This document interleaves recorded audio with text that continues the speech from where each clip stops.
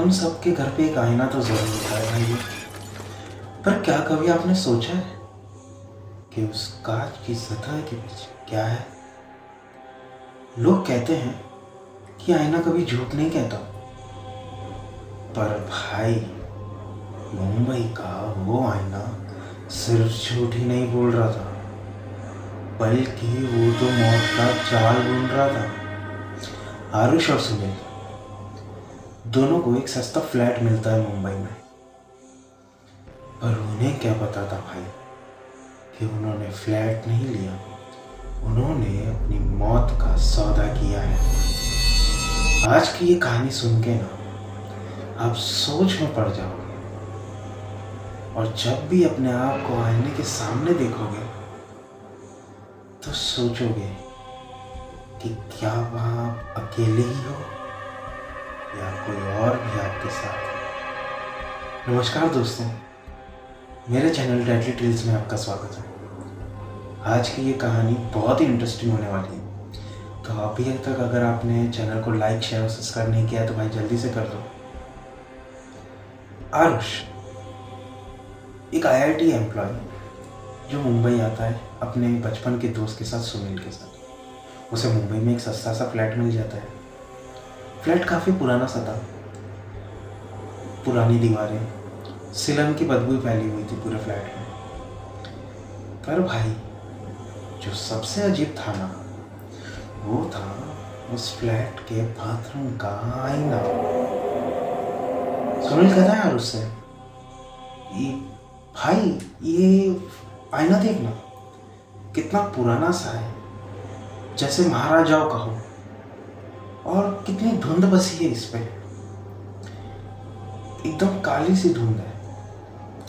आरुष हंस के टाल देता है, पर वो जब हंसता है ना तो सुनील देखता है कि उसकी स्माइल एक सेकंड लेट आई है। सुनील सोचता है कि शायद ये मेरी थकान है, और वो दोनों जाके सो जाते हैं।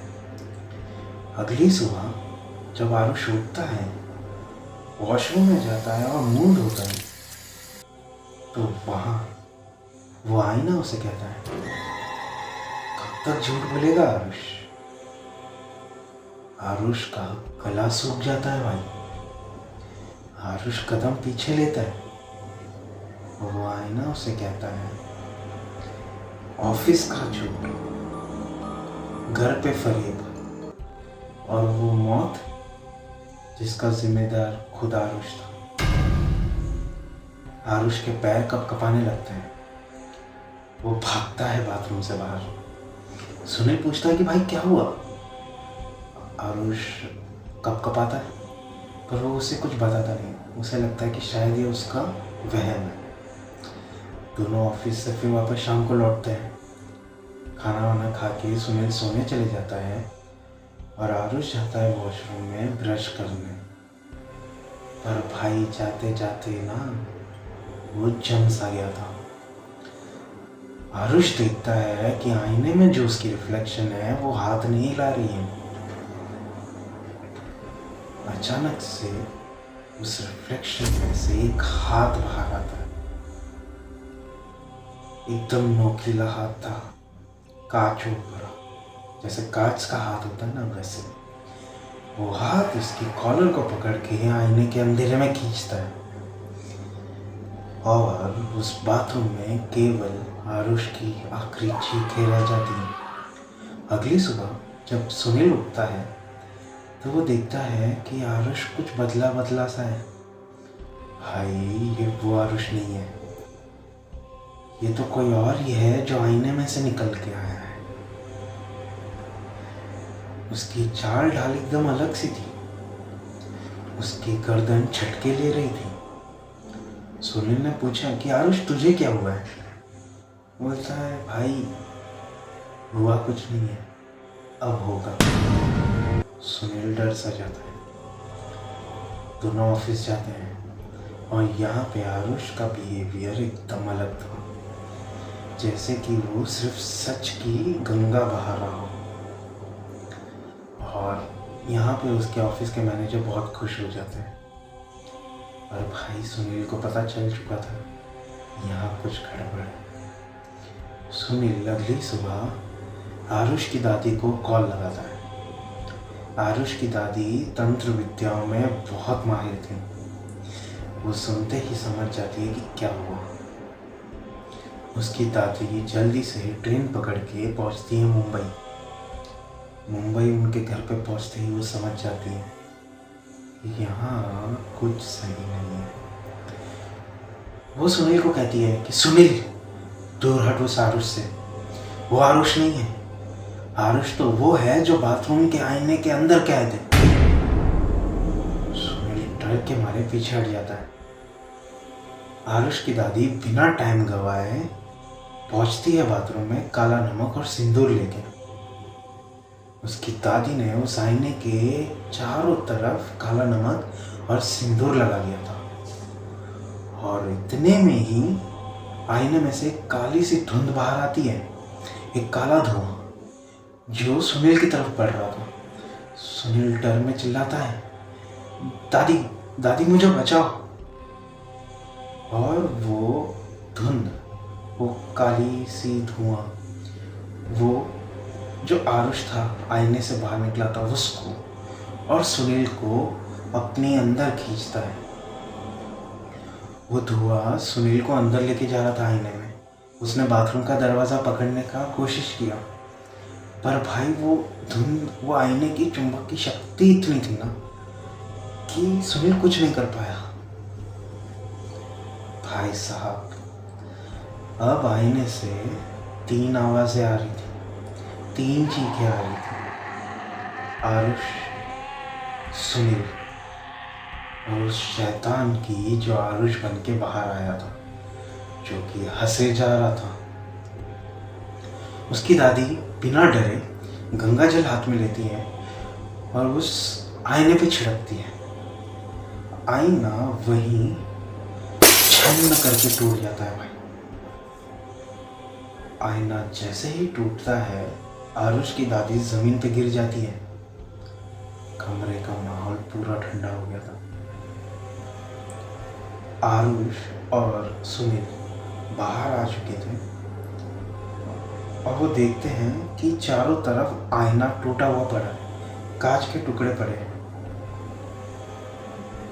आरुष देखता है कि उसकी दादी एक कोने में गिरी हुई है। आरुष भाग के जाता है दादी के पास और दादी को कहता है, दादी उठो, दादी क्या हुआ है आपको? पर भाई उसकी दादी का चेहरा पूरा सफेद पड़ चुका था। दादी मर चुकी थी। आरुष भागता है बेसिन की तरफ और इतने में ही सुनील कहता है, आरुष आरुष कहाँ जा रहा है? वहां पे तो कोई बेसिन नहीं है, कोई बाथरूम नहीं है। आरुष जैसे ही पलटता है उसने देखा कि वहां पे वो फ्लैट गायब है भाई। वहां पे कोई फ्लैट नहीं है, कोई बेसिन नहीं है। आरुष की हालत टाइट हो चुकी थी। अब आरुष देखता है कि उसकी दादी ने वो श्राप नहीं तोड़ा था, शायद उल्लू का वहम तोड़ा था। आरुष की हाथों की चमड़ी गिरने लगती है, नीचे सिर्फ हड्डियां रहती है। वो एक 10 साल पुराने खंडर में खड़ा था। आरुष और सुनील की 10 साल पहले ही मौत हो चुकी थी भाई, एक एक्सीडेंट में।